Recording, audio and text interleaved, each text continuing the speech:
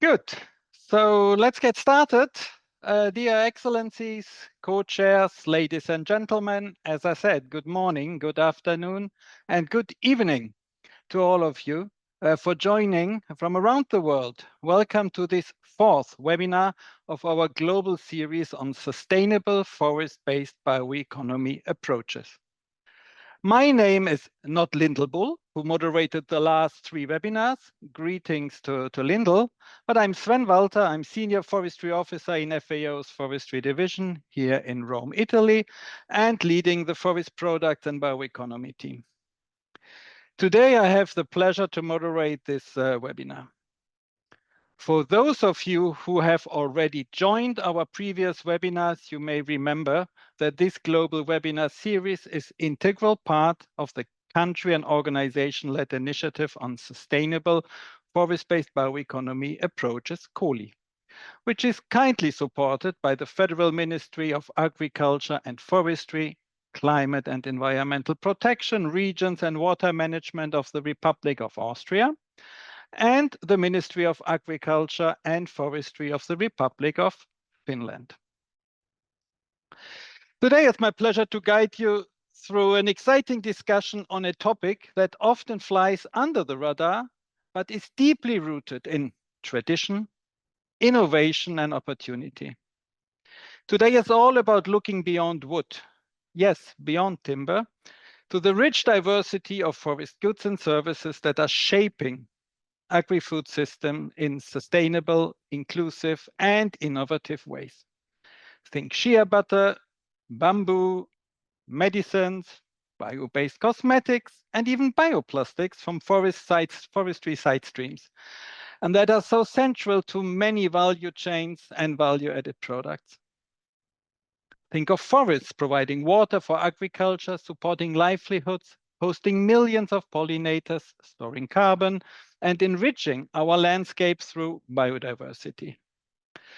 So in today's session, we will explore how forest products, goods, and services contribute to inclusively feed a growing population, provide renewable materials for a diverse span of applications, support economic activities, and sustain ecological balance. Our speakers, and I will introduce them one by one in a second, will shed light on how achieving these benefits requires sustainable consumption and production practices, as well as equitable access to forest resources. But before we get started, just some housekeeping. I would like to remind you that this webinar is being recorded, and the recording, along with any presentation materials, will be made available on the webinar webpage shortly after this session. You are, of course, welcome to submit your questions at any time using the Q&A function. We'll do our best to address them during the Q&A segment at the end of the interventions, and you can also use the chat to share comments. Engage with other participants, or let us know if you're experiencing any technical difficulties. We hope you don't. But now let's get started. We have a wide range of panelists and speakers with us. And to set the stage now for today's discussion, I'm very pleased to welcome, first of all, the co-chairs of this webinar, who bring both national leadership and global perspective to the discussion. I would like to welcome Ms. Aurélie Flore Kumba-Pambo, who is Ambassador at Large for Climate, Environment and Sustainable Development for the Government of Gabon. And she also serves as co-facilitator of the Congo Basin Forest Partnership, a key platform fostering regional cooperation and collective action in this critical landscape. Bonjour, madame. And we have Mr. Songyi Nam, the Director General of the International Affairs Bureau at the Korea Forest Service in Seoul. Hello, Mr. Nam.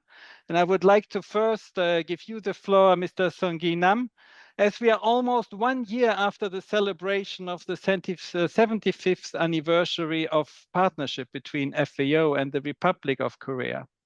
Through this period, we have witnessed the accelerated transformation of the Republic of Korea from an aid receiver to one of the main donors of FAO. The leadership of the Korea Forest Service stands out in linking forest products with community development, as seen through institutions like the Forest Mushroom Research Center, the Forest Medicinal Resource Research Center, and the National Institute of Forest Science. So the work of the Republic of Korea the work the Republic of Korea does in giving value to the diverse set of forest products beyond wood is indeed inspiring. There are always lessons learned to share from the Republic of Korea, and that's why we are honored to have you with us. So, Mr. Songinam, the floor is yours for your opening remarks, please. Hello, everyone. Good morning, good afternoon, good evening. It is a great honor for me to deliver the opening remarks at this important webinar. First, I would like to sincerely thank FAO, Gabon, Australia, Finland, and UPRO for their support in preparing today's webinar. I also extend my gratitude to the distinguished experts for their presentations and to all participants joining us from around the world. Forests are much more than sources of timber. They provide a wide range of public values through 4 key ecosystem services: provisioning, regulating, supporting, and cultural services. Provisioning services supply timber and non-timber forest products, or NTFPS. Today, we are here to pay attention to NTFPS. NTFPS have been closely connected with the human life. Long before agriculture, fruit, plants, and mushrooms from forests were vital sources of nutrition and food. Even today, nearly half of the world's population benefit from wild species, and about 70% of low-income groups rely on them for food, medicine, and income. The use of NTFPS generally follows 4 stages: collection, production, processing, and commercialization. The stages and approaches can differ depending on economic context and production goals. In developing countries, NTFPS are often collected and used directly to save from poverty and hunger. In advanced economies, production and processing technologies are applied to create high-valued products with a specific target. When it comes to production, some wild species are shifted from farmland to forest to emphasize eco-friendly products with a high price, while other species like fruit trees and herbs are grown in farmland from forest to produce at scale. Korea has long used NTFPS as a medicinal resources. A notable example is the 동의보감, complied on traditional Korean medicine over 400 years ago. Today, this medicinal knowledge of herbs, mushrooms, and fruit combines with modern science technology such as AI and biotechnology to validate scientifically and turn into various commercial products. This demonstrates the potential of NTFPS in advancing the bioeconomy and promoting sustainable economic growth. Today's webinar is a great opportunity to highlight NTFPS value, share experience across countries, and explore their potential. This discussion also aligns with the UN SDGs and will help guide future policy agendas in the Asia-Pacific Commission. I hope this gathering will be an engaging and fruitful session, helping us further maximize the value of NTFPS and enhance the level of bioeconomy. Finally, I would like to share the spirit of Korea's forest policy to protect and use forests sustainably. Forests save people, and people save forests. May all of you gain meaningful insight through this webinar. Thank you. Thank you so much, Mr. Nam, for your kind and inspiring words. forests save people and people save forests. I think this interlinkage is something we would like to deal with today, and you highlighted the role of non-timber forest products and TFPs, the production, also the marketing part and how it can contribute to food security. You mentioned food and medicines, and you highlighted some of the opportunities. So thanks so much for your perspective coming from South Korea and from the Asia Pacific. So let's now move to the heart of Africa, to the Congo Basin, and hello again to Madame Kumba in Libreville, in our office. So we are at the heart of Africa, where lies the Congo Basin, the world's largest, second largest actually, rainforest, and one of the richest ecosystems on Earth. It is home to an extraordinary biodiversity. It is deep rooted in traditional knowledge, an immense natural capital, and it was also my home for many years. The Congo Basin holds great promise for driving a sustainable forest-based bioeconomy through forest products beyond wood. Yet a fundamental question remains. How can this potential be realized in ways that truly benefit both people and nature? We heard it before from Korea. And does bioeconomy offer the right momentum to catalyze the sustainable use of forest products? Madame Kumba, I trust that within the Congo Basin Forest Partnership, these questions are not only being raised, but of course also actively addressed through policy dialogue and concrete initiatives. And so we are honored to have you with us today and look forward to your insights. The floor is yours. Thank you. Excellencies, distinguished colleagues, partners, and friends, I am honored to co-chair and address you today on behalf of the Republic of Gabon and the Congo Basin Forest Partnership, proudly co-facilitated with the Republic of France. Let me first take this opportunity to thank and congratulate the governments of Austria and Finland for supporting, and FAO for hosting the global webinar series on sustainable forest-based bioeconomy approaches. We are also looking forward to continue and deepen discussions at the Cali Summit in February 2025, kindly hosted by Austria in the beautiful city of Vienna. This session of global webinar series focusing on accelerating inclusive agri-food system through the sustainable use of forest products beyond wood could not be more timely or more urgent. For Africa, and particularly for Central Africa, forests are not a resource of the past. They are the foundation of our future. Across the Congo Basin, the second largest tropical forest in the world, forest products, including forest services, have sustained generations. Non-wood forest products, NWFPS, are vital for nutrition, health, income, and culture, especially for women, indigenous people, and rural communities. Forest services such as carbon sequestration and water regulation are essential for sustaining livelihoods and offer growing economic opportunities within the bioeconomics framework while conserving natural capital.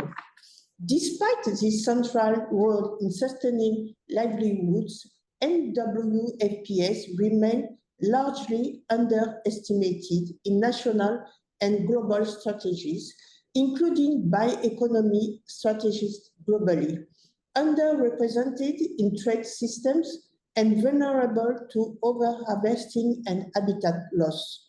While mechanisms recognizing the economic benefits of forest services are emerging, their effectiveness is yet to be fully demonstrated. The Congo Basin Forest Partnership is committed to accelerating the sustainable use and positive impact of forest products. As a platform bringing together over 120 partners, African states, donors, civil society, indigenous groups, research institutions, and the private sector, we strive to promote sustainable, inclusive, and equitable forest-based development. I would also like to recognize the important work of the Plant Committee of the Convention on International Trade in Endangered Species of Wild Fauna and Flora, CITES, that I am serving as chair. The committee plays a critical role in ensuring that international trade in wild plant species, including medicinal and aromatic species, is sustainable and traceable. The synergy between CITES mechanisms and sustainable bioeconomy approaches is essential if we are to balance conservation and development, especially in regions rich in biodiversity like ours. Today's discussion is especially timely as we look ahead to UNFCCC COP30 in Belém in the heart of Amazon. As forest countries, we must arrive united at COP30, not only in defending the integrity of tropical forests, but in demonstrating that forest-based bioeconomies can be drivers of transformation, not deforestation. Equally important is the emerging G20 initiative on bioeconomy led by South Africa during its presidency. Africa's leadership in this global dialogue is not only welcome, it is necessary. It sends a clear signal that bioeconomy is a strategic pathway for the planet grounded in solidarity, equality, and sustainability. What we need now is investment, innovation, and institutional will. Investment in community-based enterprises and value chains for NWFPS and forest services. Innovation in traceability systems, certification, and product development. And stronger integration of NWFPS into national bioeconomy, food security, and climate strategies. We must also ensure that our bioeconomy is inclusive, giving voice and opportunity to women, youth, and indigenous people who are often the first stewards of these resources. As we begin today's exchange, I invite all of us to imagine and to act, to build agri-food system rooted in biodiversity, guided by equity and powered by local innovation. Together, let us move from intention to implementation, from forest protection to forest prosperity, beyond wood, beyond boundaries. Thank you. Thank you so much, Ms. Kumba, for your inspiring words. It was important and interesting that you highlighted the policy context. Of course, also FAO is a member of the Congo Basin Forest Partnership, and we are proud to supporting you together with other partners. But you mentioned CITES, you mentioned the upcoming COP30. Later on, we will also talk about the UNFF and the important G20 initiative on bioeconomy. And these are all connected, and connecting the dots is, of course, also one of the objectives of the COLI initiative. And thank you for mentioning already the COLI summit, which will take place in February. And I'm sure that we will continue the discussion there based on these webinars and based on today's discussion. So I would like to thank you again, both Madame Kumba and also Mr. Nam, for your inspiring opening words. Now I would like to move ahead in the agenda and turn to you, dear participants. We have prepared a little poll, actually two little polls to kick off the discussions. The first one is a rather basic one, basically to ask, where are you joining us from? You see here the different options from Africa, Americas, Asia, Europe, and Oceania. And I'm very pleased to see that also our panelists come actually from all these regions. So kindly make a little poll so that we know from where you are. And I think, Diego, you can then also, in a couple of seconds, stop it. So let's see, people are still voting.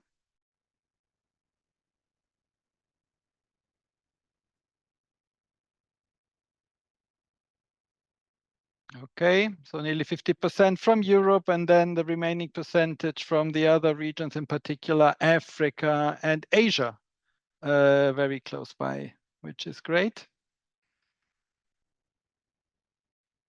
Excellent. I think that gives us impression already for the from where you are. I think the second question is a bit more challenging. And Diego, can you show the second?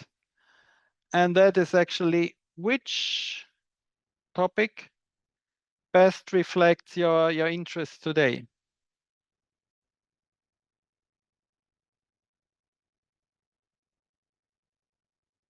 Diego, can you show poll number 2?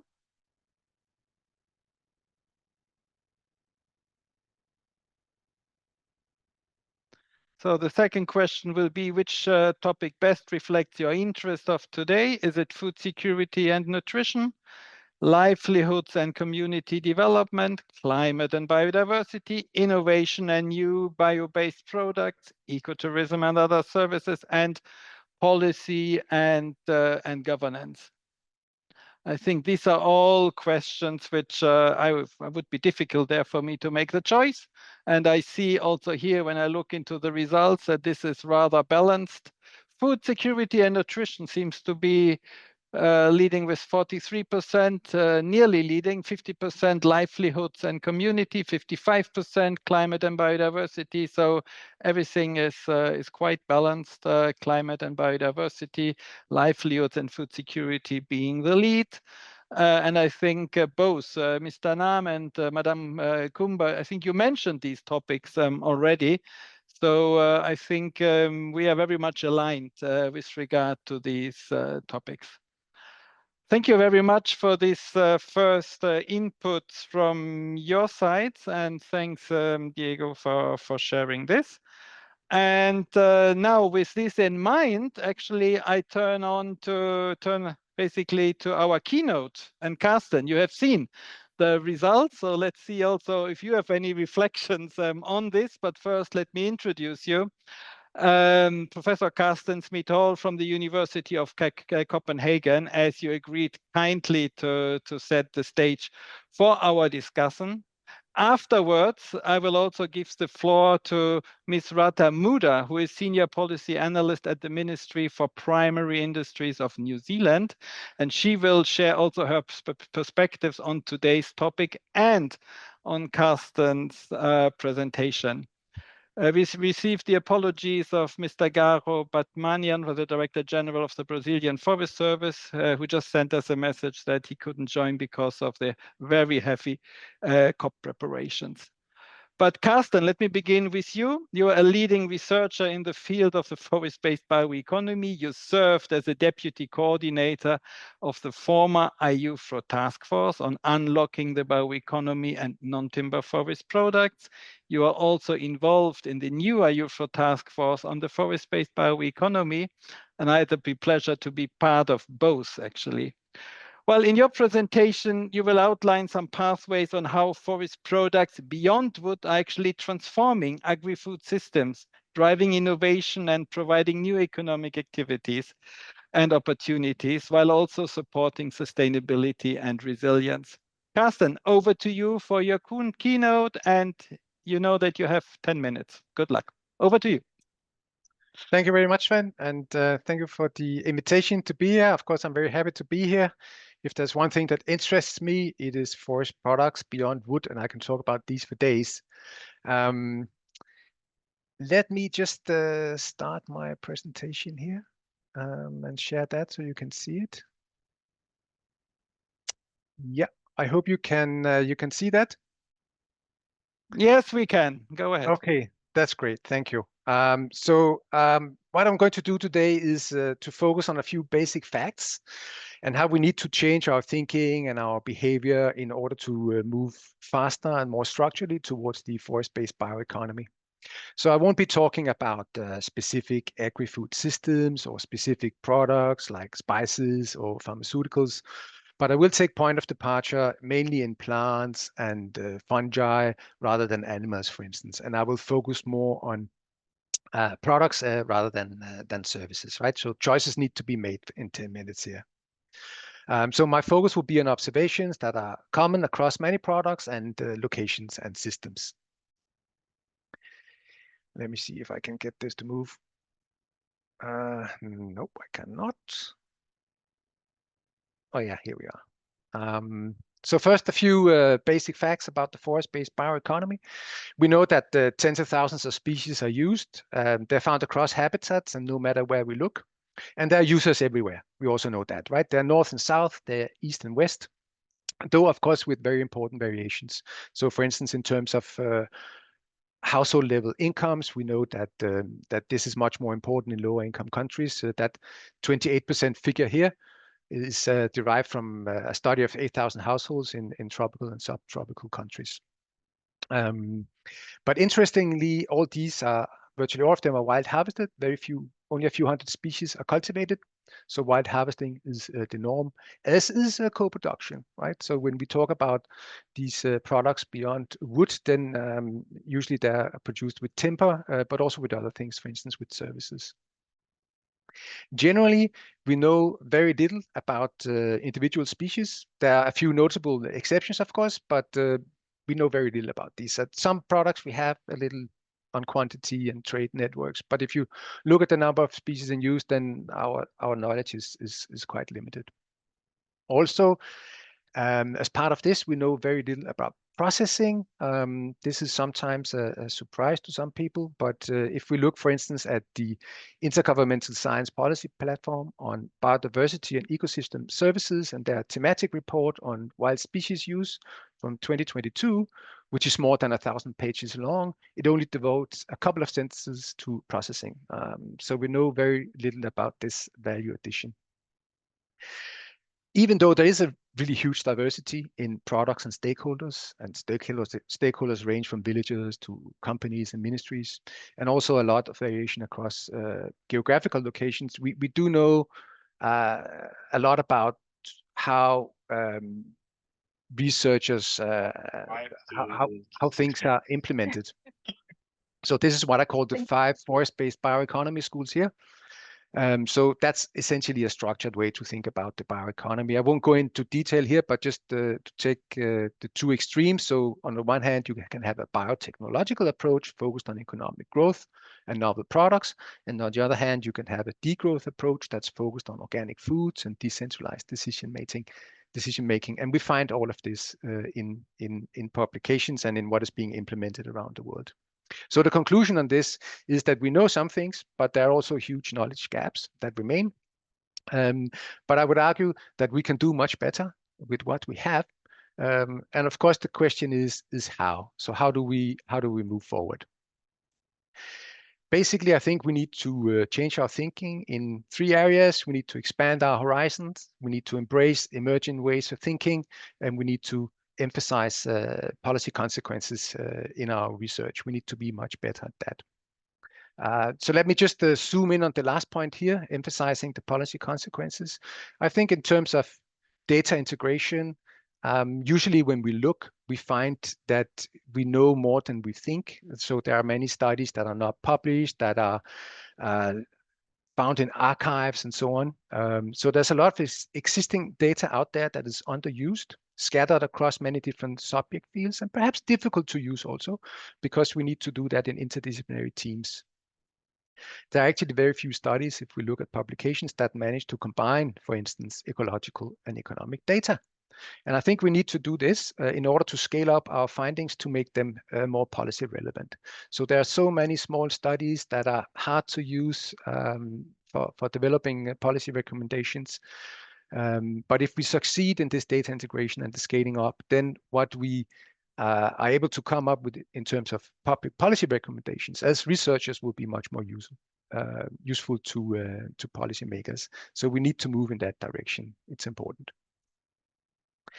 This is an example of data integration and scaling up. Don't mind the table and all the numbers here, but this is just to provide an example, right? So here, and this is data from Nepal, we managed to uncover data on species distribution from various herbaria around the world. We managed to find unpublished data on inventories published data on yield studies, and we investigated also ourselves empirically production network, value chains, and trade over time.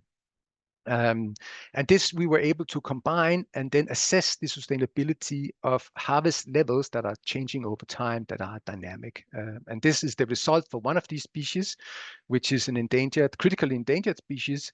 And what we find over time here is that the harvest of this species is increasing at the national level and also in specific provinces inside this case country.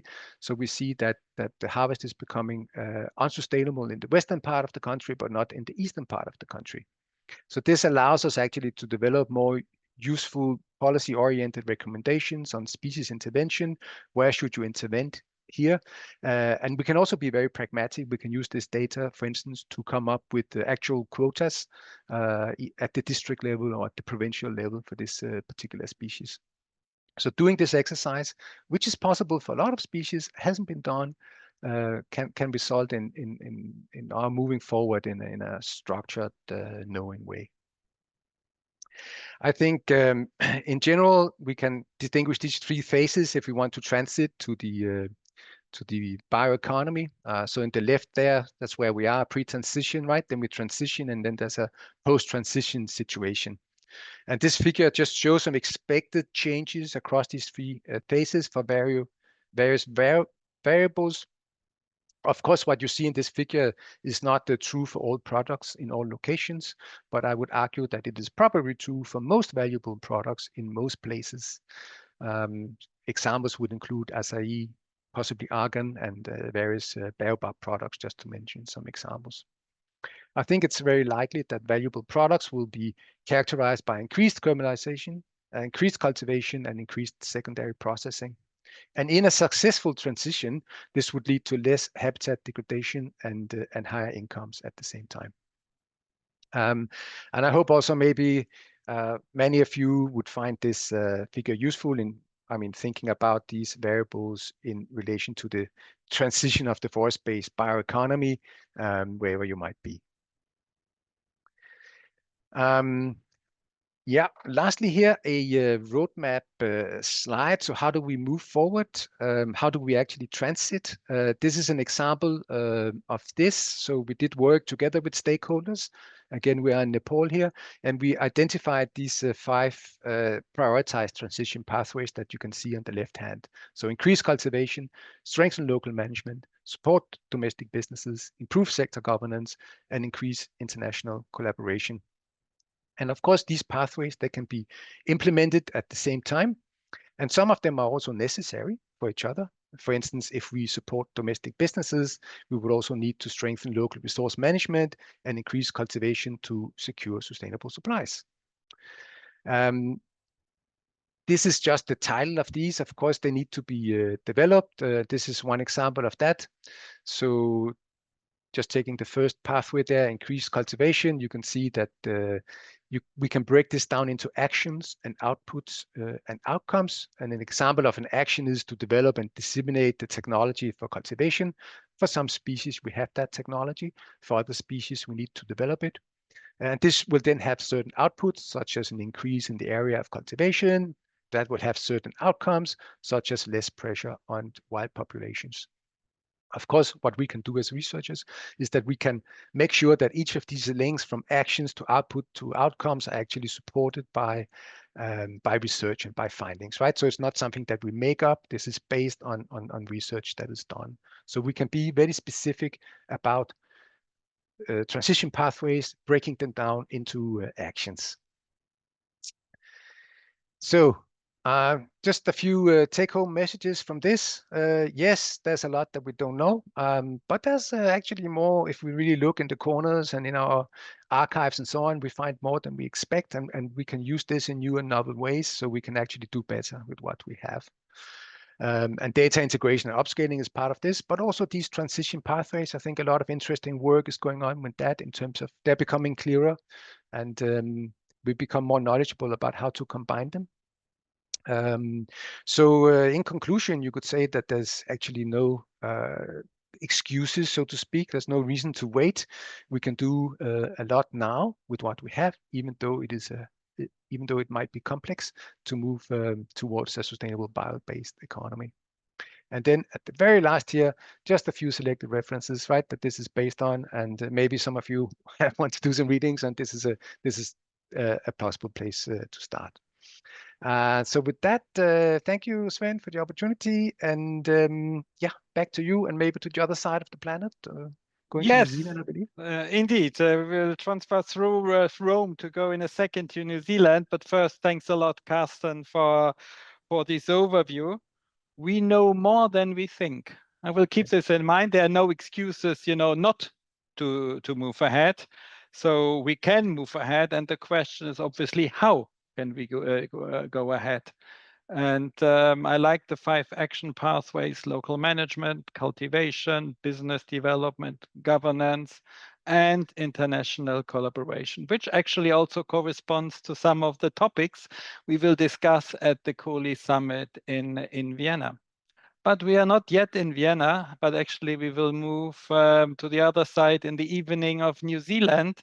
So hello again to Rata from New Zealand. And Rata, we heard now an overview and a keynote from the scientific point of view.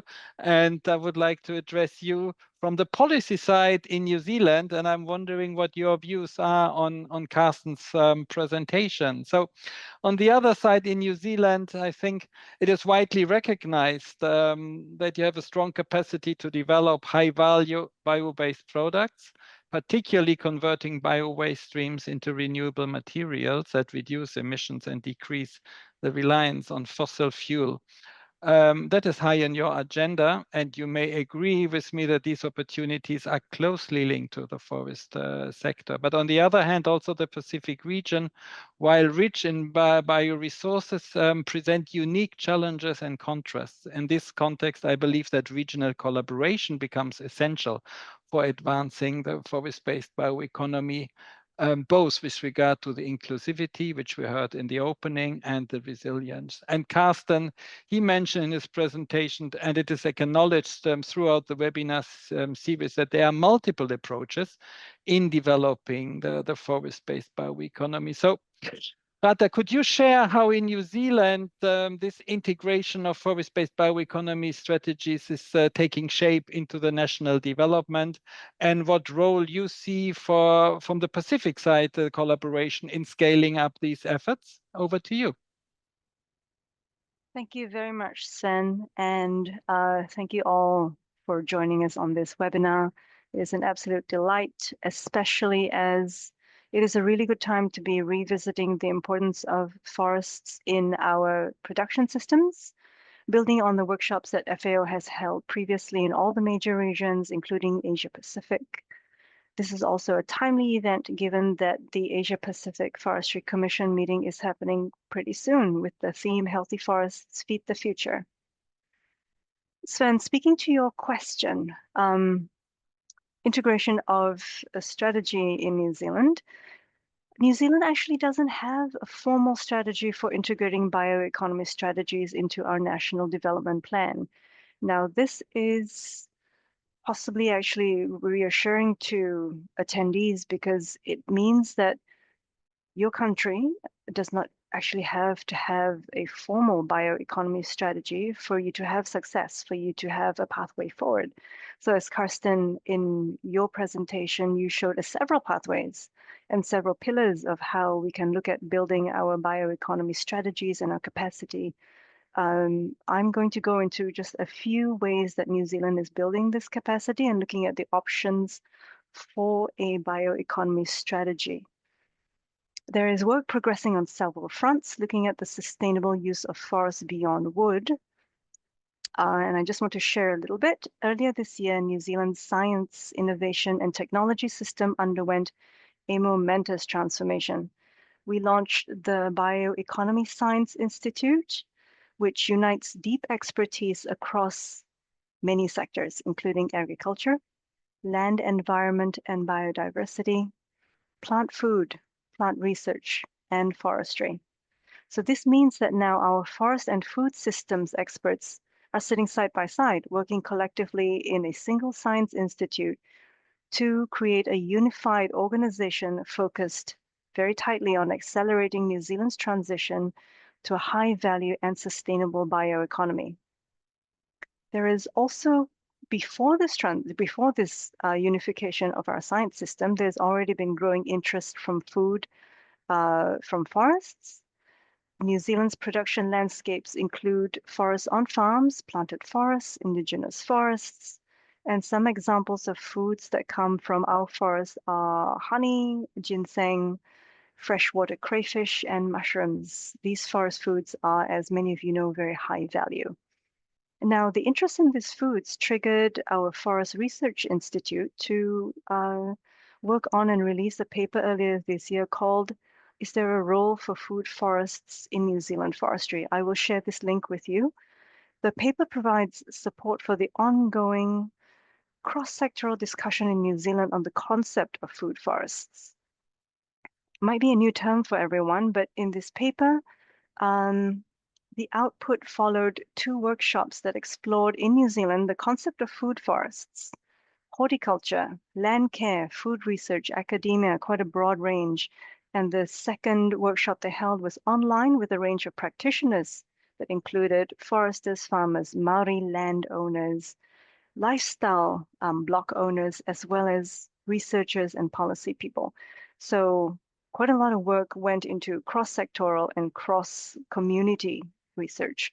The finding from these 2 workshops indicated that forests truly could add resilience to our national food security and be potentially transformative to our forestry sector, lending itself to the new silvi-agricultural methods that FAO has championed, done a lot of work on, new local market possibilities, and new community relationships as well. I'd like also to pick up on, Karsten, your mention of the value of learning from other theories. Very recently, Te Ururakau New Zealand Forest Service, the Deputy Director General, recently completed a visit to Europe where he met with officials and industry experts on the bioeconomy. So this process of exploring approaches in other countries may inspire approaches that are appropriate for the New Zealand context. Right now, because the trip was so recent, we are working through the many, many learnings and looking forward to sharing our insights in the future. One thing I would like to highlight is, because we're talking about the New Zealand context, I need to mention that our forest bioeconomy is enabled by our planted forest estate. These planted forests mean that we can retain native forests alongside a productive forested landscape. And this is the situation in New Zealand. I understand it is not the case in everyone's economy. So just wanting to highlight that this is our context, and systems that emerge in future will not be one size fits all. Sven, how much time do I have to quickly touch on the role of Pacific-wide collaboration in scaling some ideas of efforts that we could look at? I would love to give you 3 hours, but I give you 1 minute to follow up, and then we will move ahead. Please go ahead. All right. Please highlight it quickly. So I'm going to go very quickly as instructed by our facilitator.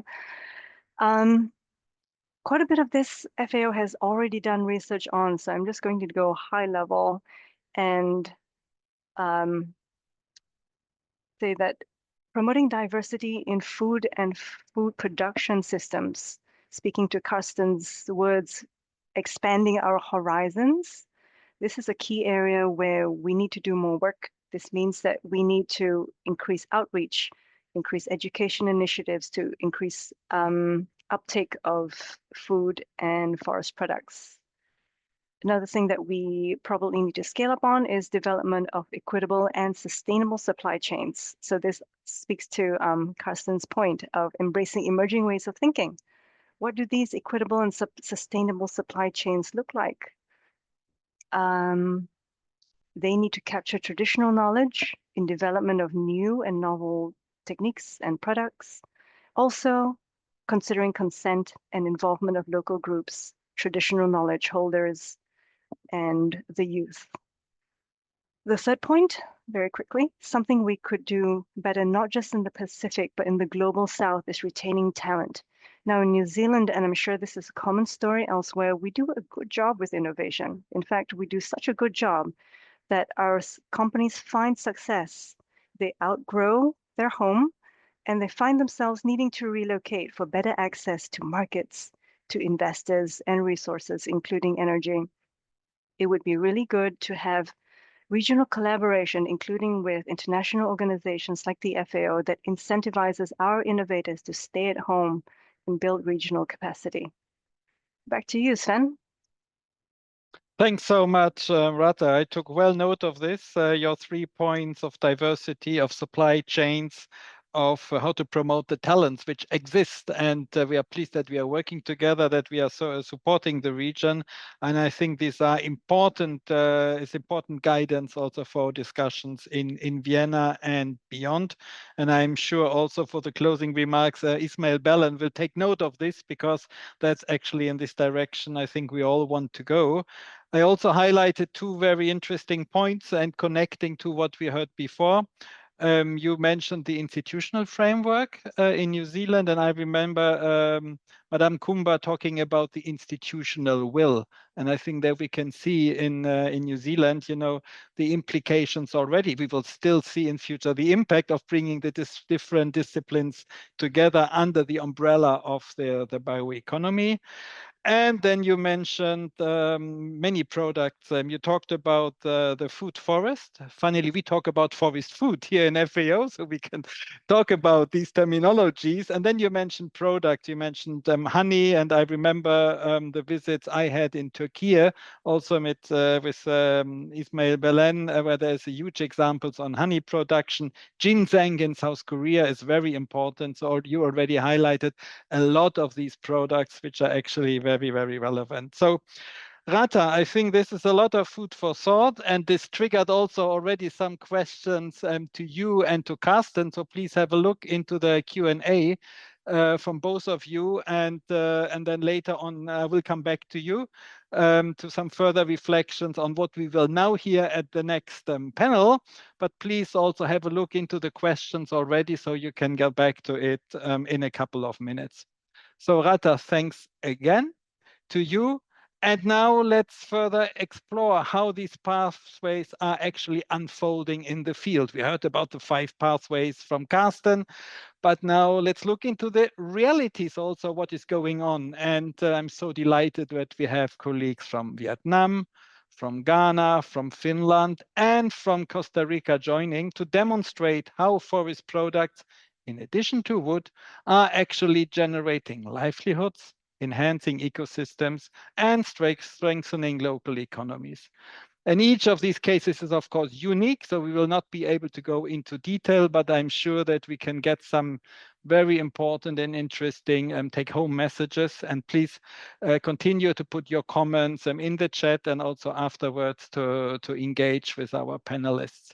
So we were in New Zealand, so we stay in the Asia-Pacific zone, and I'm so delighted to see Miss Vu Ly Vuon from Vietnam. So great for joining, and thanks so much. You are a senior advisor to the Forest and Farm Facility, an important initiative of FAO. And as part of your role, actually, you are working closely with smallholder forest farmers in Vietnam, including the Tan Chuan cooperative, which is specialized in bamboo products. And we have quite some projects on bamboo actually all around the world. And I say hello also to our colleagues from INBA who may have joined this webinar. So bamboo plays a vital role in the daily lives of the Vietnamese people, spanning from food, forest food or food forest, to construction. So Ms. Vuon, how is the use of bamboo as a key forest product actually shaping Vietnam's agri-food systems in general and the livelihoods of rural women in particular? What are your experience from Vietnam? Over to you. Yes, thank you, Sven. I hope the typhoon not affect to our talk today, because in Vietnam now we have the very strong typhoon. I think a very nice question from you. The bamboo in Vietnam very popular. You can see in everywhere in rural area, especially in mountainous area. And besides bamboo, we can harvest a bamboo shoot. This is why when we work in the mountainous area, we have the cooperative and people there to develop the product from bamboo, especially bamboo shoot, contribute to the food system. For example, from the FFF program, we support many cooperative, and Tân Xuân Cooperative based in the Sơn La is an example. They not only plant the forest plantation for timber, but they also harvest in natural forest. And now the cooperative have 65 members. Before they have only 12 members, but when FFS support them and VNFU, Vietnam Farmer Union, we help them, provide training for them, and they got the small grant from our FFS, and they train the member and farmer how they can harvest the bamboo shoot in sustainable way. And cooperative have the processing equipment, and they buy the bamboo shoot from member, and now they can expand member. They have 65 member, official member of cooperative, and more than 200 associate member. And mostly the community farmer there, they can harvest forest and bamboo shoot from May to September. And they sell for the cooperative, and cooperative produce it, dry it, and package it, and control the quality in whole process. And now the cooperative can produce about 11 tons dry bamboo shoot per year, and they can increase the income for farmer there about 40%. And besides of that, they also provide the job for the women there. 25 women, they work in the processing workshop, and they can get a salary from 6 and 7 million per month. It means that the bamboo shoot not only the very famous food in the food system of Vietnam, but they can also can see this food in festival, in Tết New Year, in party, and daily life of people. And we think that when we implement the food system in sustainable way, the farmer in the forest can have the forest food like the bamboo shoot or other vegetable, honey, everything. We can protect our life and can help the people in a mountainous area can sustain their livelihood. I think very important. And now the cooperative, Tân Xuân Cooperative, I just mentioned, the director of this cooperative last year visited Inba in China. She's so surprised, and she want to apply the technology to produce the other bamboo product because she thinks that she has more than 2,000 hectares of nature forest where they can invest the old bamboo. They can produce some product instead of plastic products. And I think now small farmers can have the food from forest, from bamboo, like bamboo shoot, but they also want to produce some other product from the bamboo to replace the plastic product and can contribute to environmental protections. I think very important. Bamboo, very, very popular product for Vietnam, not for the food only, but also for the culture, for the economy and daily life of people, especially mountainous area. They eat every time. Yeah. Yes.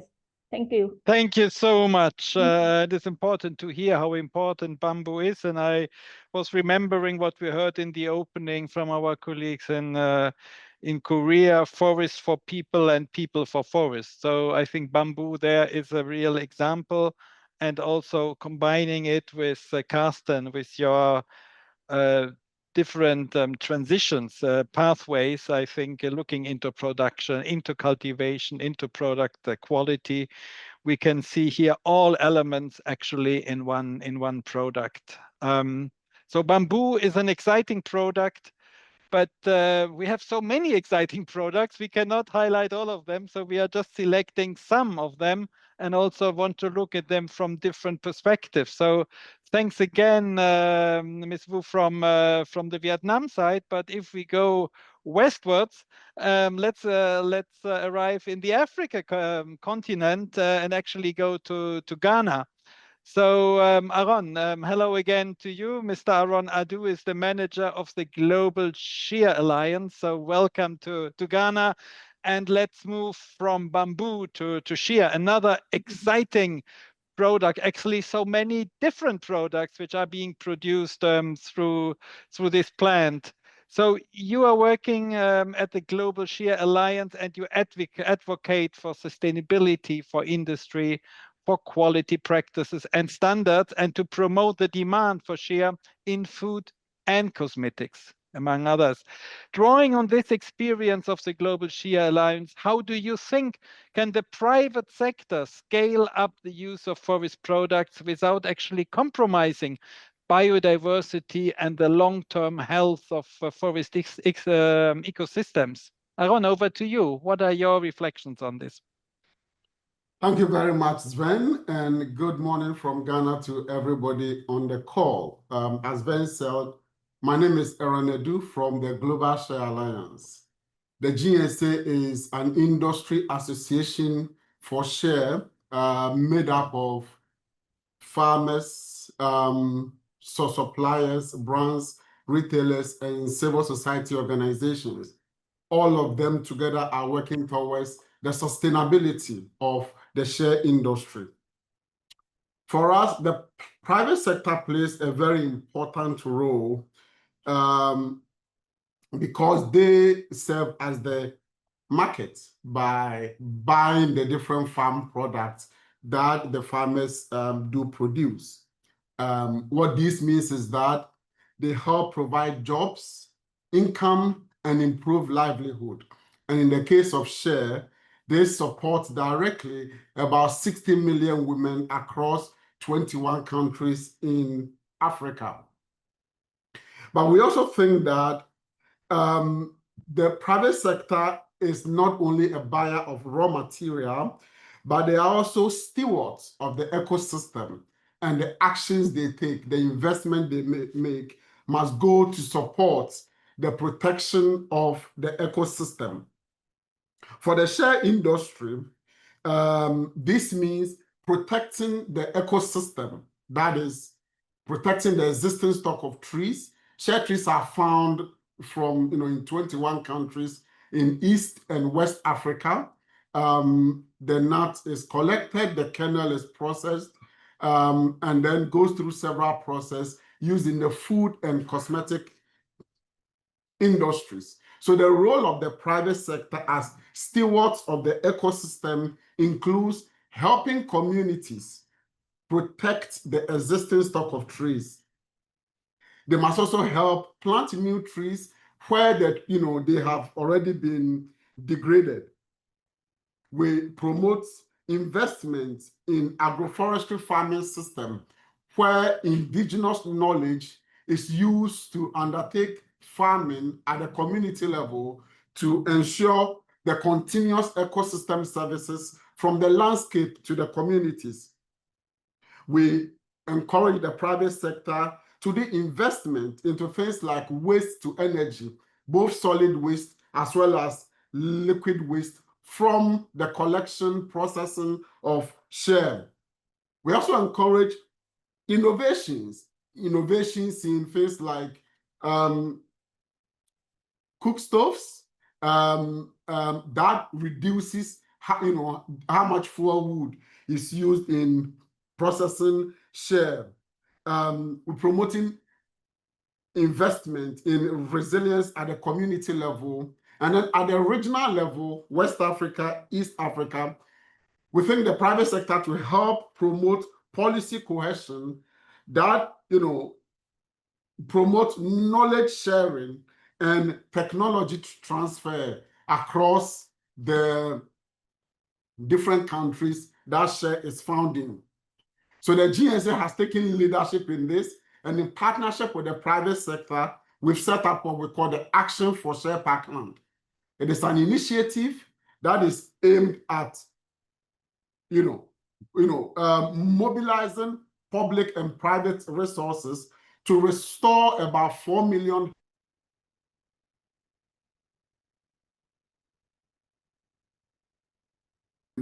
10 million.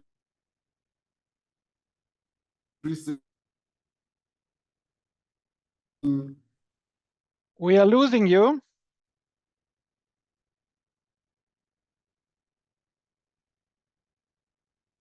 Okay, Aaron, we are losing you, but let me move ahead, and I hope you can get back in a second.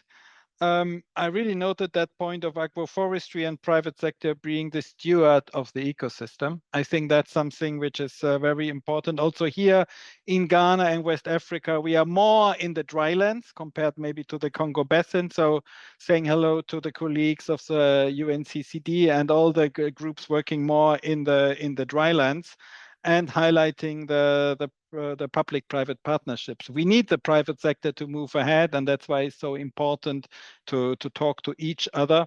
And I'm sure that the colleagues also from the opening, from Gabon and from South Korea are hearing it very well, because we need this collaboration between public, politics, science, and the private sector. So coming to this collaboration, good that you are back, Aaron. Sorry that I cut you, but we lost you. But I tried already to make a summary, and I will get back to you in a second. But before doing so, we still need to finish our tour around the globe. Now going backwards to Europe, to Finland, to the Luke Institute, and hello to Hanna Brännström, who is the group manager and senior scientist in the Natural Resources Institute in Finland, Luke. And we did quite some collaboration with you to actually better understand where are the emerging opportunities, future employment in the forest-based bioeconomy. And Hanna, we heard also from New Zealand how supporting high-value bio-based products can actually accelerate the sustainable bioeconomy. But shea and bamboo were very, very inspiring and important examples too. So from the Finnish perspective, what is actually the approach to research and innovation in further developing the forest-based bioproducts? What are the main lessons learned from scaling up these approaches? Sorry. So what can you share with us? Over to you for some reflections from your side, Hanna. Thank you for the kind introduction and good question. And it's a pleasure to be here today.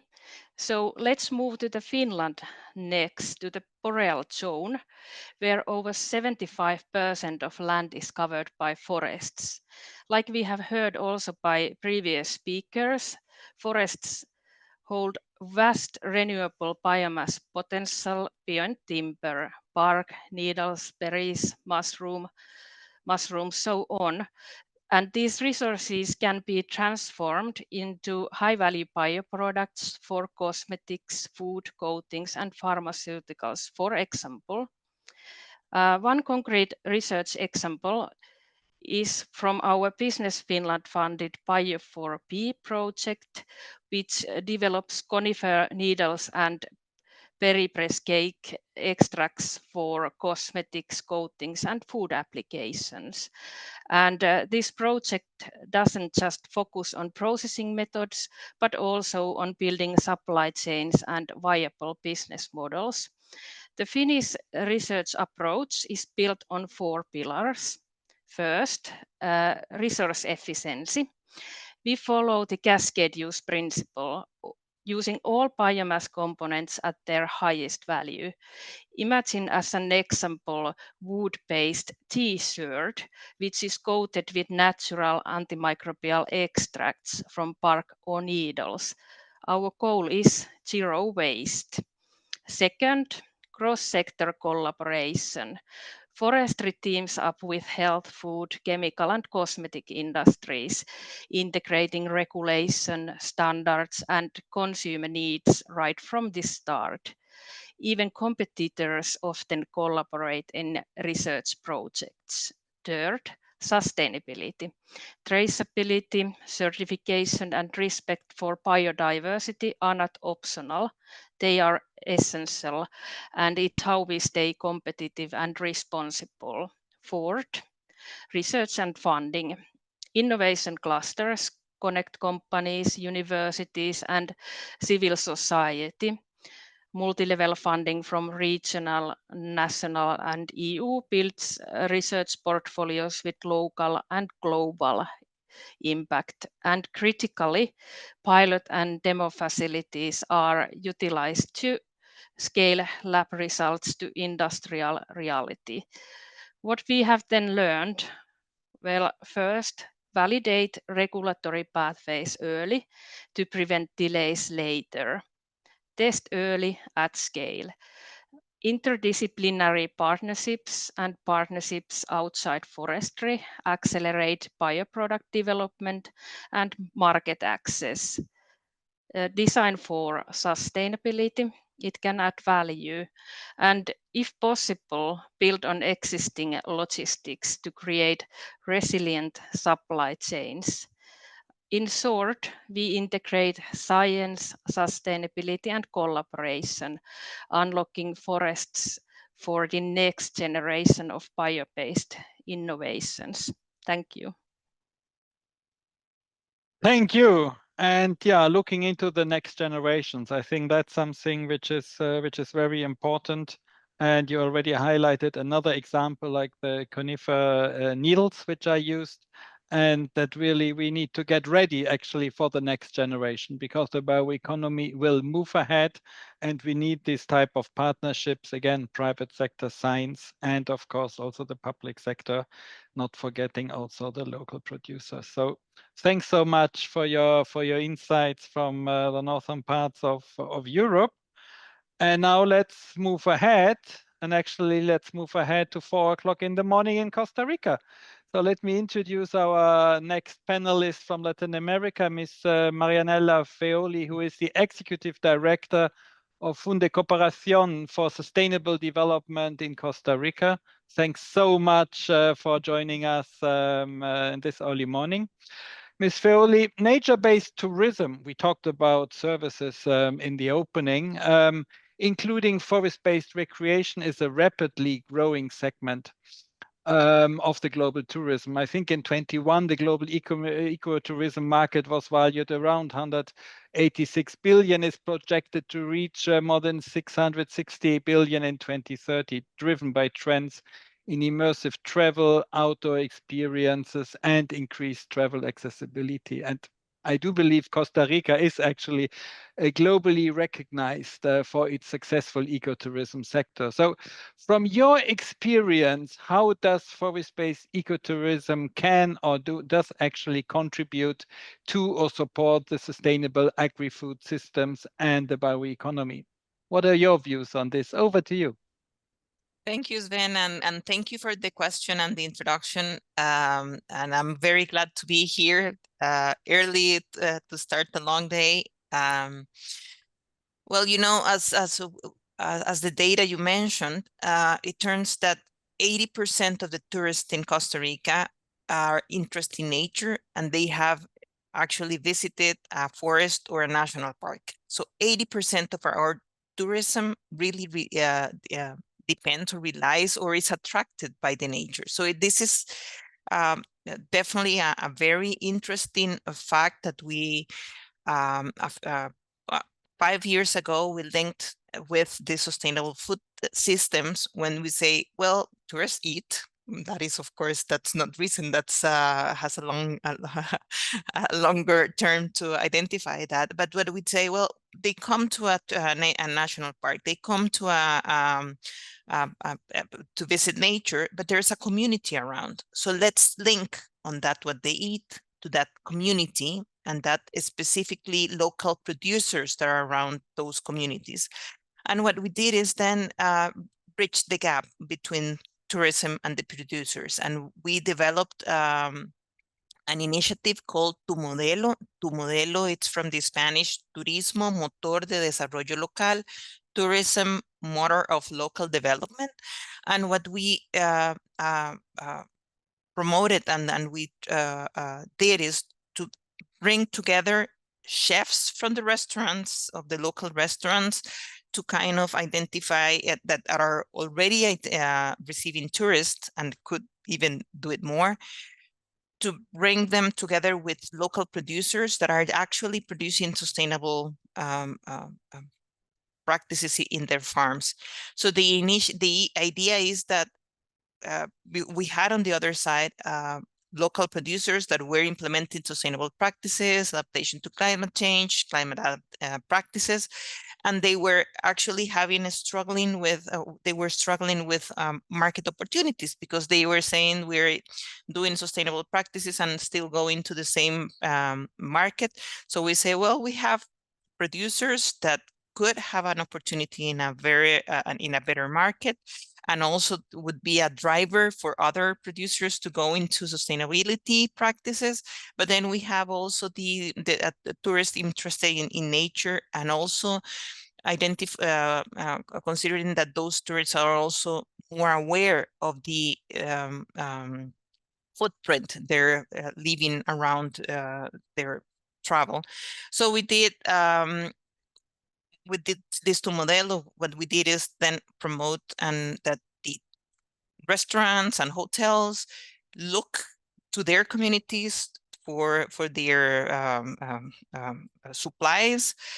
We also make sure that the chefs also identified what those local products, even at what time of the year they're produced, seasonal products or something. So they kind of change their menus, because in many restaurants, you go to different restaurants around Costa Rica, and then you find pretty much the same things in the menu.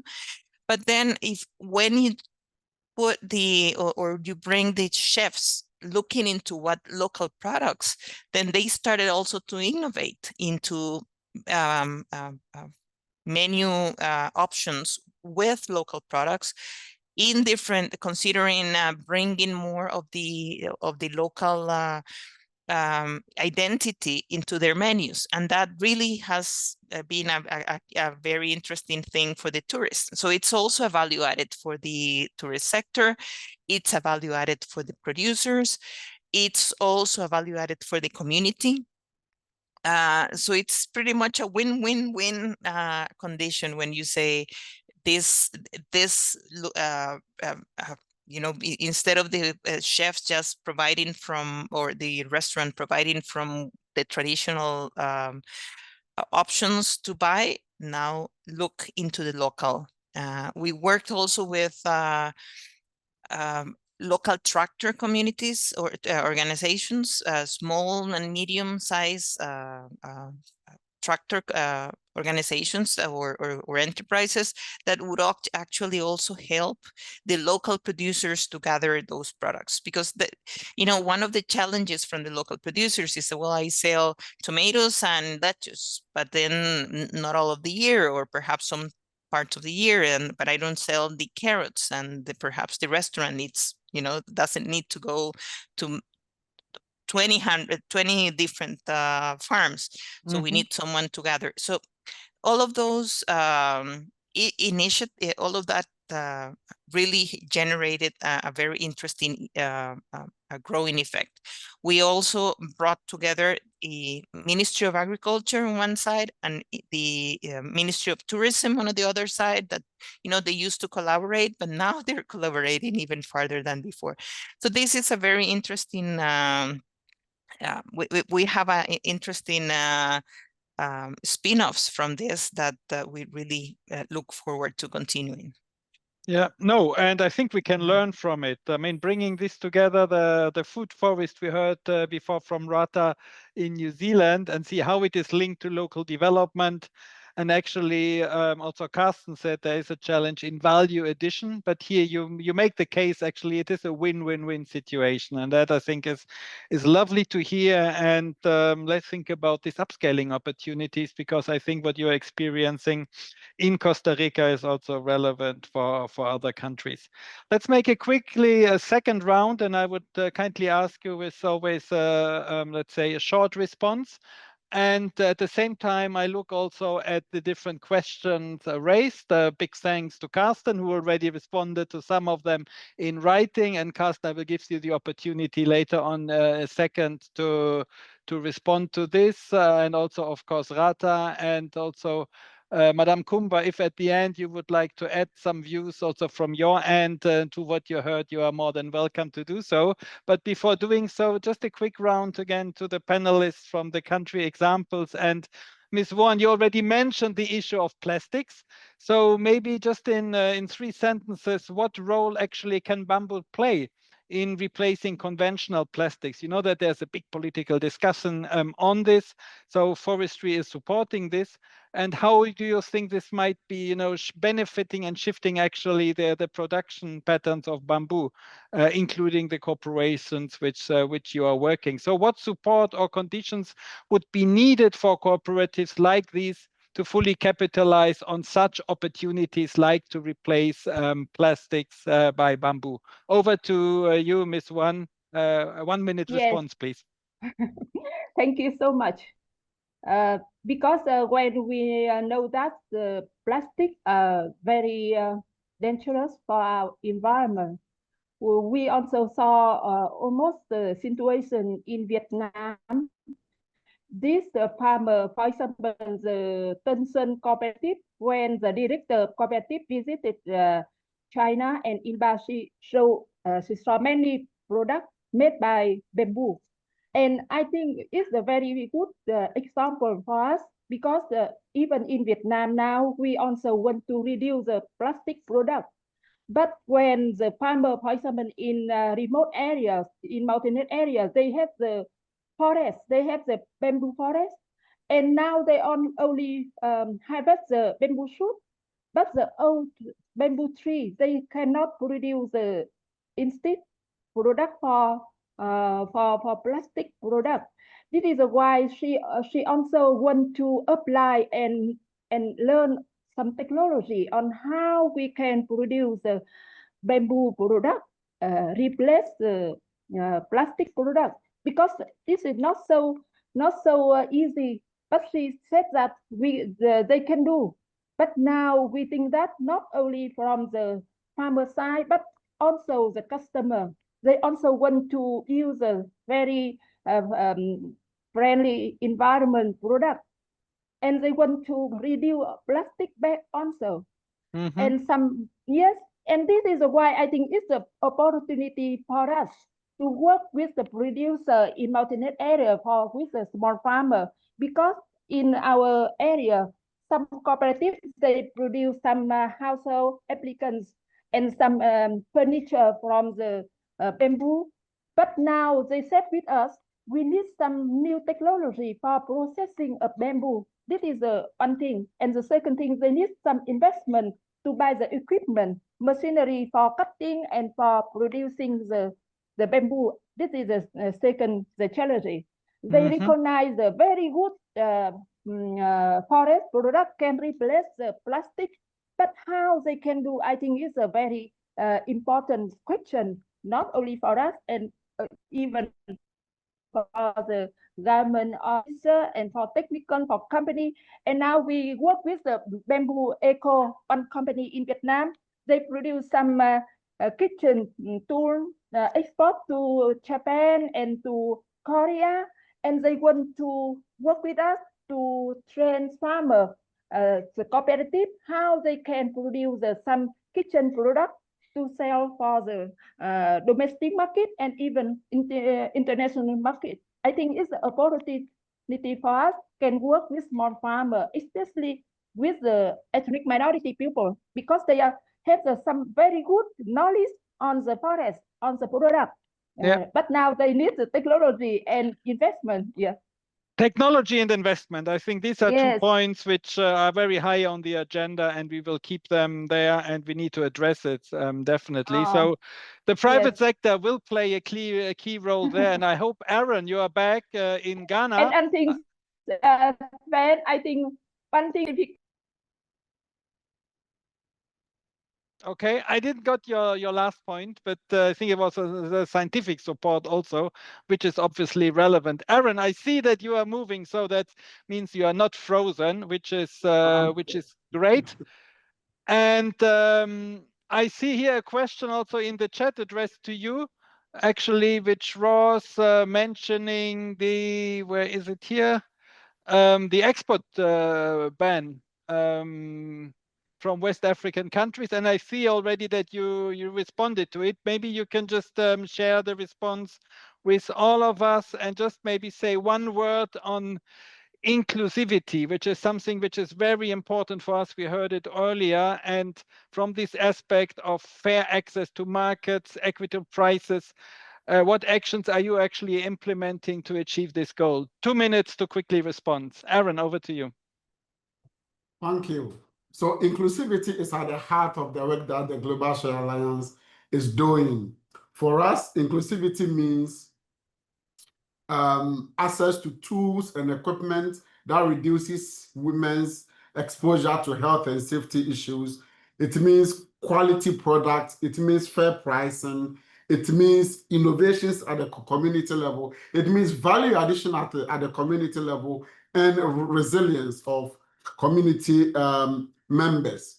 Now, to the question on the ban, the share industry is going through a revolution that has never been seen before. Every country in West Africa, almost every country has come up with a policy one way or the other. What we think at the Global Share Alliance is that there should be free markets to be able to invite private investment and ensure competitiveness of the industry. Ban at the country level, what it does is that it reduces competition at farm gates, and so prices at the farm gates goes down drastically, which affects women who collect and process share. So whilst the government have a reason why they are doing this, the GSA is continuously engaging them, providing them with global perspective, how the industry is advancing in order to guide the policy directive that they are introducing in the industry. Thank you. No, thanks so much. We go back into governance and the policy issues, and we can see actually how important it is looking now into the situation in West Africa and bringing together the private sector and the policy level. I think it's key, and the local producers. And I believe that we as FAO, we will of course continue to do so. Hannah, thanks so much for the information also shared from Luca on the Bio4P project. We talked a lot about research being a cornerstone of the forest-based bioeconomy, but obviously we don't want the research to remain in the lab, but actually we would like it as an enabler to have impact on the ground and impact on the economy. So what are for you the key enablers in scaling bioproducts from the lab to markets? What are your lessons learned? What is your guidance? Over to you. Thank you for the good question. Scaling bioproducts from lab to industrial market is not just a technical step. It's about creating ecosystems that support risk-taking, regulation, and collaboration. Despite progress in bio and circular economy policies, real barriers still remain. Complex regulations, fossil-based market structures, and infrastructure still tailored to fossil-based industries. And for new bioproducts, challenges like high capital needs, complex supply chains, and need to prove the sustainability are significant. To bridge these gaps, several enablers are critical. First, pilot and demo infrastructure is essential to test and validate innovations before full-scale production. Secondly, regulatory navigation must begin early. Meeting EU standards like REACH or food and pharma regulations is demanding, but early action prevents costly delays later. Third, process standardization ensures the quality and consistency industrial buyers expect, and flexible business models such as licensing or business-to-business partnerships improve the scalability while reducing capital intensity. Patient capital is also key. Long development cycles need sustained public and private funding. In Finland, programs like Business Finland and Horizon Europe provide vital support. And then finally, cross-sector collaboration is a major success factor. Multidisciplinary teams combining science, engineering, and business drive stronger innovation. And strong branding built on traceability and sustainability helps build market trust. Thank you. No, thanks so much. I mean, you already mentioned before the standards and the regulation that it's important to have this in place early on. I think that is a strong message from you. You also highlighted the pilots. We still need pilots to test certain hypotheses and then actually go into the upscaling. So, and of course, public-private partnerships, which is of course relevant. Now, coming back to Costa Rica, I saw you already responded to the question, basically asking about the most critical first step or policy to put in place and to foster these linkages between tourism and sustainable agriculture. And linked to it also was my reflection about what actually your institution is doing to leverage ecotourism as a driver for sustainable agri-food systems. So maybe in 1 minute, summarize actually what you already wrote there for everybody who did not read it. And then, yeah, what do you think? How can we best leverage ecotourism as this driver for sustainable agri-food systems? Over to you. Thank you. Thank you. And yes, one key initiative steps were actually to bring together, and I think seems logical, but sometimes logical doesn't go with the normal actions.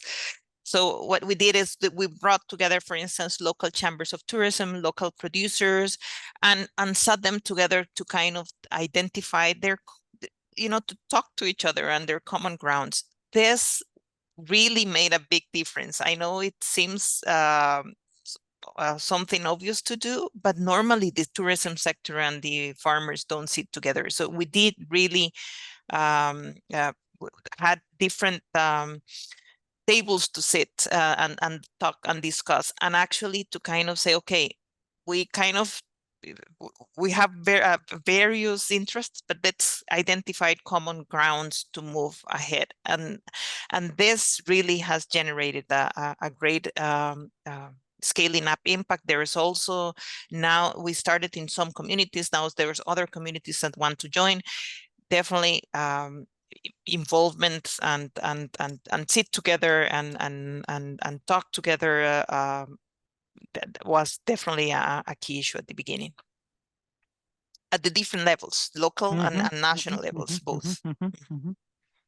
No, thanks so much to give this overview and really strengthen these linkages.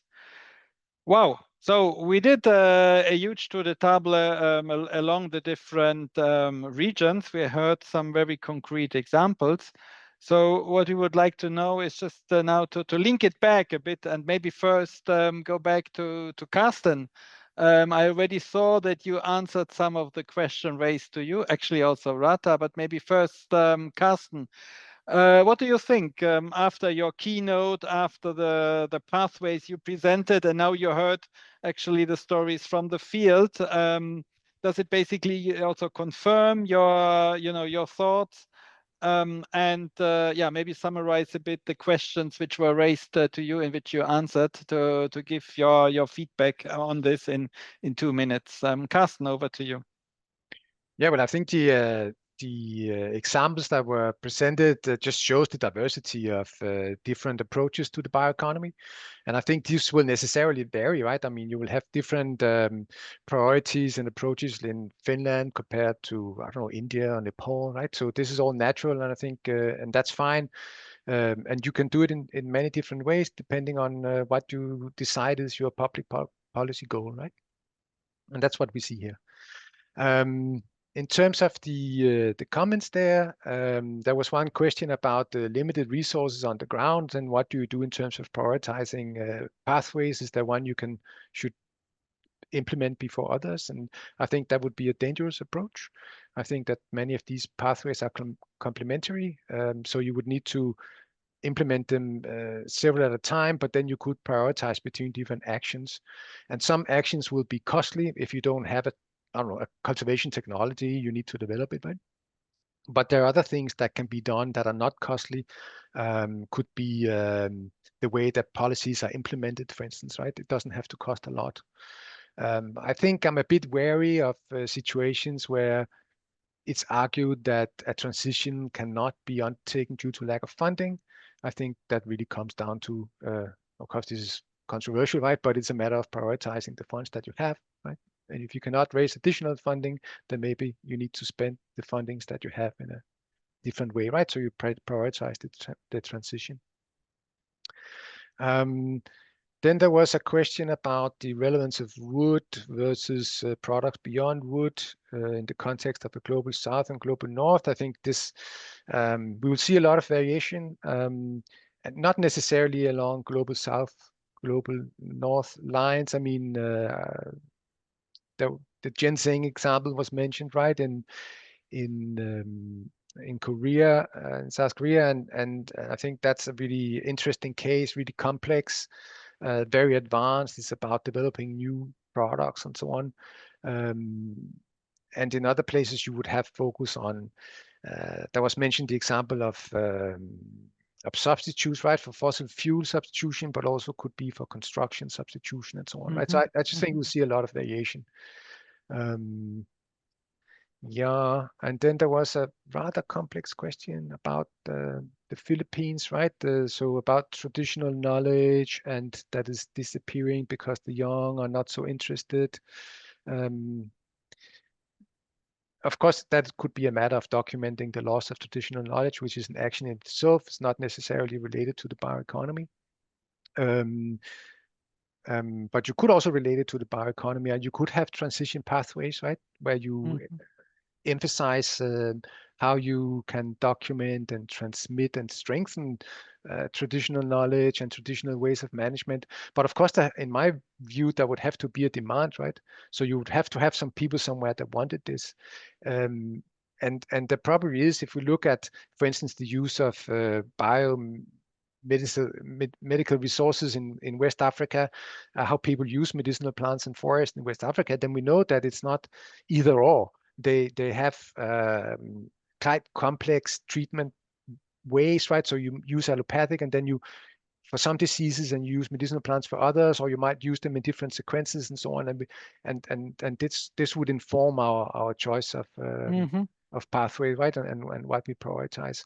But I don't think a culture, of course, is a difficult question, right? But culture is also a dynamic thing, right? What you wanted yesterday is not necessarily what you want tomorrow, right? Yeah. Everything is emerging, and we also have the issue of youth, obviously, which is very important. So I would like to go back to Rata in New Zealand. Any take-home messages from your side when you heard all these different stories? And also thanks to you for the answers you provided to some of the questions in the chat. But anything you would like to add and to share from your perspective, Rata? Thank you, Sven, and thank you, dear colleagues, for sharing your stories. I have three main reflections. First, as Hannah and Karsten notes, many of our valuable species are wild, and as such, we will need appropriate traceability systems or sector governance to ensure legal and sustainable use of these precious species.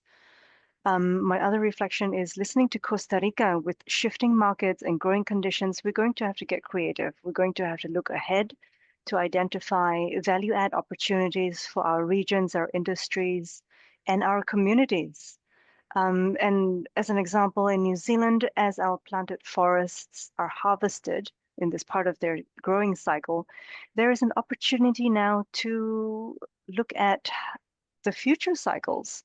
An opportunity for their owners to rethink current production models how might forests and the broader production landscape be used differently to enable resilient as well as sustainable futures? And this is especially important for our Maori, our indigenous communities who own a significant proportion of New Zealand's forests and who have very strong cultural, spiritual, and economic connections to these forests. A recurring theme that I hear in our conversation today is that the transition will need to consider systems thinking across the value chain. And that means that along with economic growth, our transition, whatever it looks like for each of our communities, should add resilience to the sector, ensure that smallholders and communities have continued access to the global supply chain, as well as support through the transition process. Thank you. Back to you, Sam. No, thanks so much for raising issues like the traceability and, of course, also the resilience. Before I go to the next poll, the closing one, I just wanted to check also, Madame Kumba from the Central African side. Do you want to add anything at this stage? We heard so many good examples all around the world. You already highlighted the examples in Central Africa. Any contributions, any wise words from you at this point in time? Thank you, Sven. I just want to add this point of view. You know that at our recent workshop on sustainable value chains in the Congo Basin, we called for strengthening and making more visible the contribution of bioeconomy and bioinnovation in the development of sustainable forest value chain.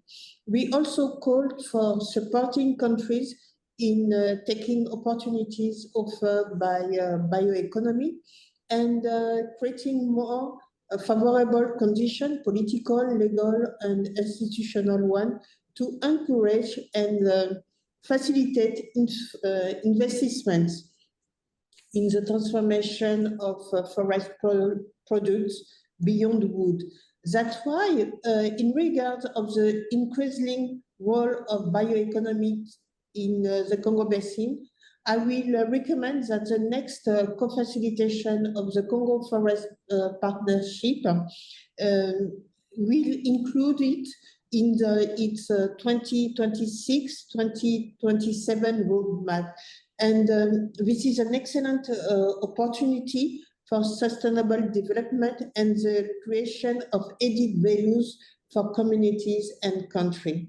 And to end, I would like also to thank you for giving me the opportunity to participate to this webinar, and also to thank the FAO Libreville team for hosting me to attend this meeting. Thank you. No, thanks so much. And of course, FAO is delivering as one, including our friends in Libreville.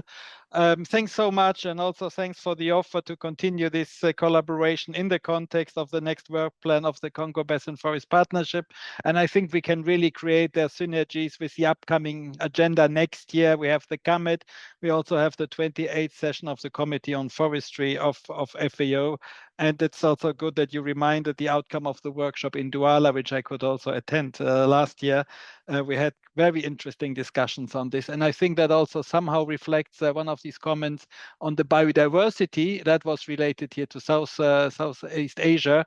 But of course, that is also very important for the Congo Basin. And who better than you could highlight this as also being strongly involved in CITES. And we can see that this is all connected. So with this, I mean, really, there was a wide range of topics covered, and we would like to summarize this through a last poll, which Diego will now showcase. Actually, what do you see as the biggest opportunity for forest products beyond wood in your region? Enhancing food security and nutrition, creating new bio-based industries, supporting livelihoods, climate change, biodiversity, ecotourism, and others. While we are waiting for the results, thanks a lot for the comment on the remarkable work done on non-wood forest products by FAO. Indeed, since decades we are working on this, but let me ensure that we are doing more than preparing books. Actually, we have a lot of field projects going on, The example of Vietnam and the forest and farm facility is only one, but FAO is also doing a lot actually in the field. But we need to also to support this by normative work and knowledge. And that's why we would like to continue producing really up-to-date information and data. I forgot to mention this when Carsten talks about the integration of data. I think FAO remains the data hub, and you will see more and more information also being available on non-wood forest products. So that's a call for us to link knowledge management with action on the ground. We will continue to do so. So let's look into the results of the poll. And well, 52%, 48%, 43%. Bio-based industries, innovation, bioproducts, that seems to be the leader, followed by biodiversity conservation and again, food security. But I think, again, there's not one clear priority I can see, but it's as usual, of course, a mixture. And that means if we are supporting creating new bio-based industries, and we heard chia, we heard bamboo, we cannot forget the local livelihoods. This must be connected. And of course, many of what we are doing is actually enhancing food security and nutrition. So I think that looks very consistent and actually reflects very well what we discussed. So I'm very grateful for these polls, and it shows a bit the interest of the different participants. So we are looking into the future. We mentioned already that there will be, I mentioned the Committee on Forestry. Next year, there will be the Summit on the Forest-Based Bioeconomy in February, hosted by our friends from Austria and Vienna. But we will also have the next session, I think it's the 21st session of the United Nations Forum on Forests. And we do have the chair of the Bureau of the United Nations Forum on Forest with us, and that is my dear friend Ismail Belen, who is also the chief inspector from the General Directorate of Forest, Ministry of Agriculture and Forestry in Turkey. So great to have you with us. It's always a pleasure to be, with you, and it's an honor to have you here. Ismail, you heard a rich discussion, and we heard about the role of forest products beyond wood, and I know that you know a lot about it, and you work a lot in Turkey on this, and I'm pleased that we can do all this, also work a lot together in fostering bio-based approaches. And that you really also, that we showcased a lot of country level examples. So with this regard, really, I would like to give you the floor. Any closing remarks from your side on the discussions you heard, and maybe also on the next steps? Ismail, over to you. Thank you, Sven. Thank you, dear colleagues.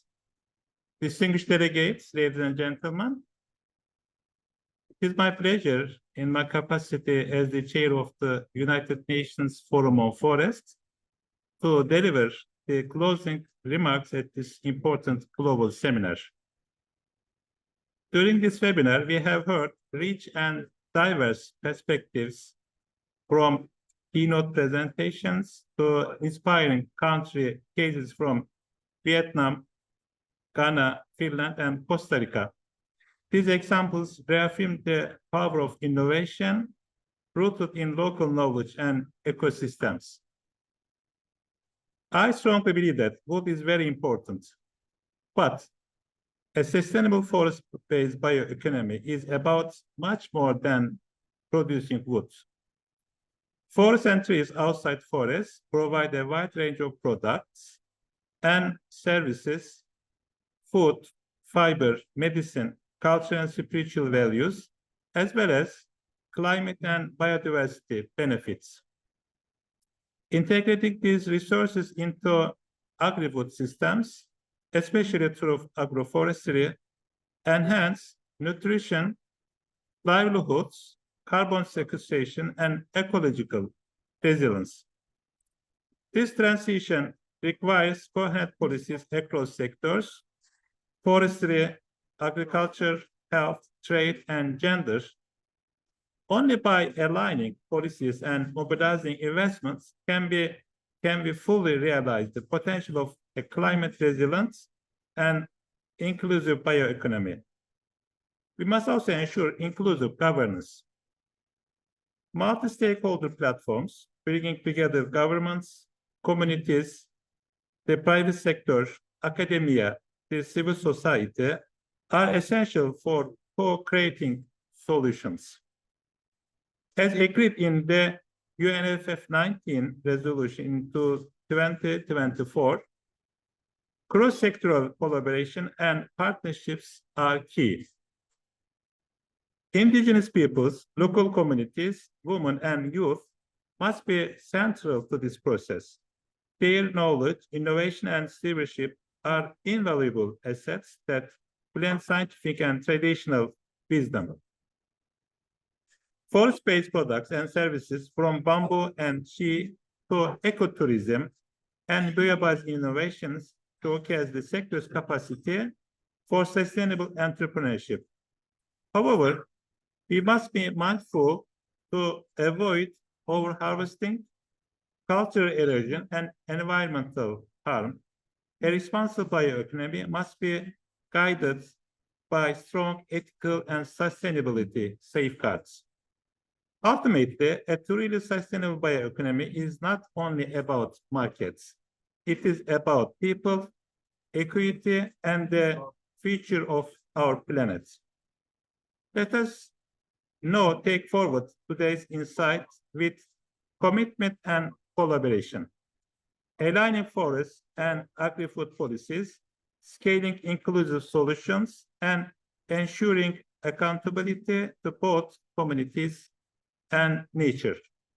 In closing, I would like to thank all the co-conveners who made this dialogue possible, especially Australia for its steward's support, FAO for its technical leadership, and of course, UNFF Secretariat for its ongoing assistance in my role as chair. Thank you, Sivan. Over to you. Thank you so much. No, thanks so much, Ismail, for this summary and for these very important closing remarks. With this also, I would like to thank all the panelists all around the world who joined us today for the seminar. But of course, mostly I would like to thank you, dear participants, that you joined for these discussions. It was an exciting day.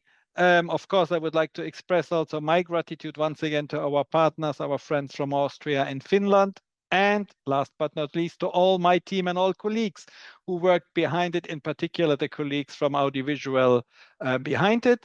Just two last messages. The next webinar will take place on Monday, the 20th October, and the topic will be Building the Future, Innovative Wood Solutions for Carbon Neutrality and Sustainable Bioeconomy. So from the non-wood part, we will move back to the wood part.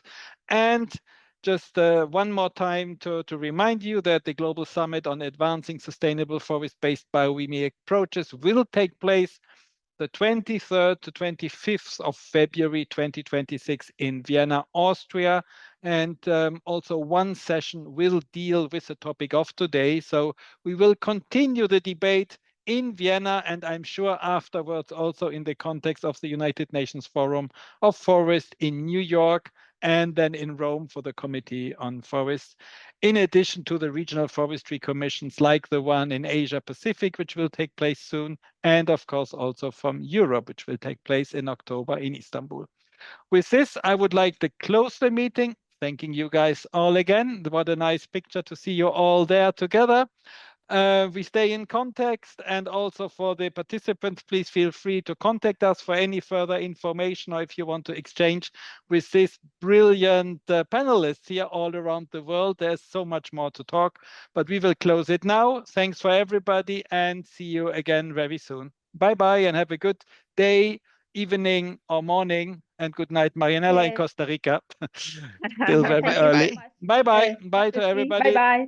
I hope to see you again in Vietnam. Thank you. Thank you, Sivan. You are perfect. Yes. Bye. Bye. Bye to Bye. everybody. Bye-bye.